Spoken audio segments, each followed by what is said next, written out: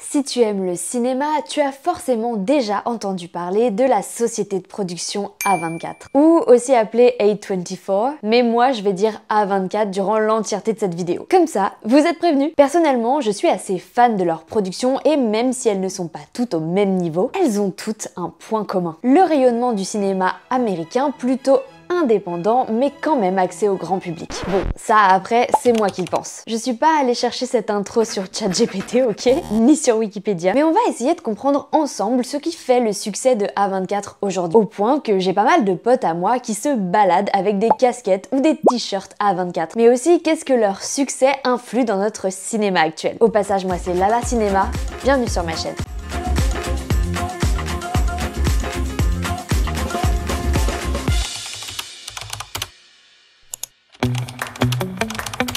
A24, c'est une société indépendante américaine de production et de distribution de films. C'est aussi une société de production télévisuelle d'ailleurs. Et même si pour beaucoup de personnes, A24 est entrée dans leur vie en 2022, avec notamment la sortie de Everything Everywhere All At Once, j'en parle pas trop maintenant parce qu'on va revenir dessus plus tard. La société A24, elle existe depuis 2012, ce qui est finalement pas si long je trouve. Créée par Daniel Katz, David Finkel et John Hodge, A24 était dans un premier temps uniquement une société de distribution. Et pour ceux qui ne voient pas trop la différence entre une société de distribution et une société de production, la distribution c'est en gros ceux qui vont s'occuper de la sortie du film. Vraiment en gros, parce qu'ils font plus que ça. Mais on n'est pas là pour faire un cours de production, mais dans une prochaine vidéo, peut-être, n'hésitez pas à dire si ça vous intéresse. Et le premier film que A24 a distribué, c'est Dans la tête de Charles Swan III en 2013, réalisé par Roman Coppola, qui n'est autre que le fils de Francis Ford Coppola. Je n'avais jamais entendu parler de ce film avant, mais ça parle d'un graphiste réputé de Los Angeles, Charles Swan, qui est aussi un séducteur excentrique à qui tout a toujours réussi. Mais quand son grand amour Ivana, lassée de ses frasques d'homme à femme, met brutalement fin à leur relation, c'est tout son monde qui s'effondre. Avec le soutien de ses fidèles amis Kirby et Saul, et de sa sœur Izzy, il entreprend alors un étrange voyage d'introspection dans son imaginaire et tente de se résigner à vivre sans Ivana. Mais bon,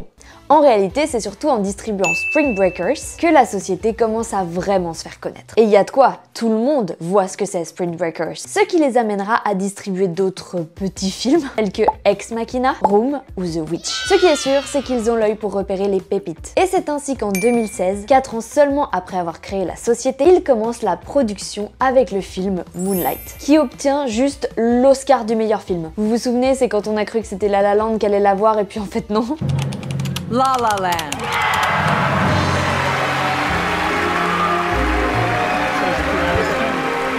We lost, by the way, but you know.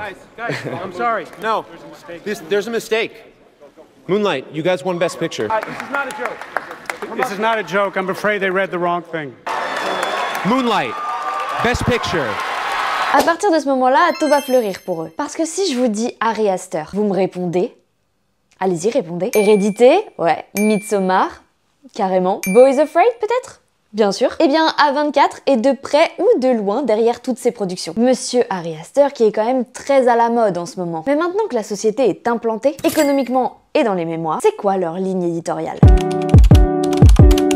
Alors, je suis vite fait aller voir combien de films A24 avait produit. Et tout ça en 12 ans d'existence. Sachant qu'en vrai, puisqu'ils ne produisent que depuis 2016, ça fait moins que ça fait que 8 ans en fait. Eh bien en 8 ans, ils ont produit 37 films. Combien ? C'est quand même beaucoup. Et chaque année, surtout, ils produisent un ou plusieurs bangers. Bon déjà en 2016, on en a parlé. Moonlight, qui avec son Oscar du meilleur film n'est pas du tout passé inaperçu, sauf si vous vivez dans une grotte ou que vous en avez rien à faire du cinéma. Mais du coup, pourquoi vous êtes là? En 2017, ils ont juste produit ce qui obtiendra le prix du scénario à Cannes, Mise à mort du cerf sacré. Un film assez chelou, pas du tout pour tout le monde, mais qui a eu une très bonne visibilité grâce à Cannes en fait. Pour ceux qui ont jamais entendu parler de ce film avant, bah déjà heureuse de vous avoir appris un truc. La Mise à mort du cerf sacré, ça parle de Steven, un brillant chirurgien marié à Anna, ophtalmologue respectée. Ils vivent heureux avec leurs 2 enfants, Kim, 14 ans, et Bob, 12 ans. Sauf que depuis quelques temps, Steven a pris sous son aile Martin, un jeune homme qui a perdu son père. Et ce dernier s'immisce progressivement au sein de la famille et devient de plus en plus menaçant, jusqu'à conduire Steven à un impensable sacrifice. En 2019, parmi leurs nombreuses productions, se cachaient entre autres The Lighthouse et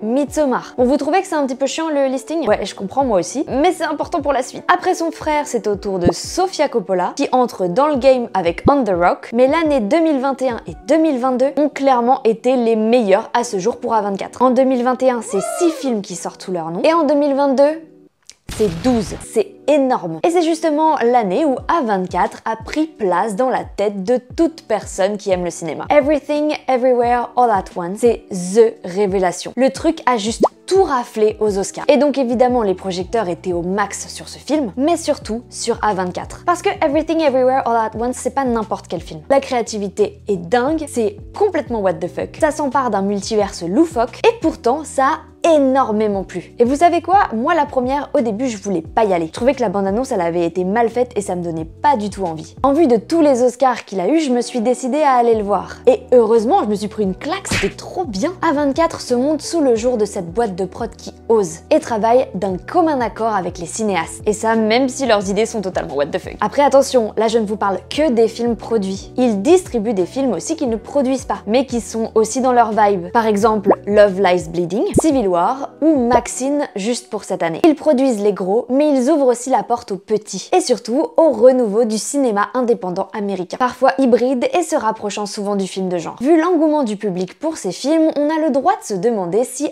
A24 ne reflète pas finalement le futur du cinéma.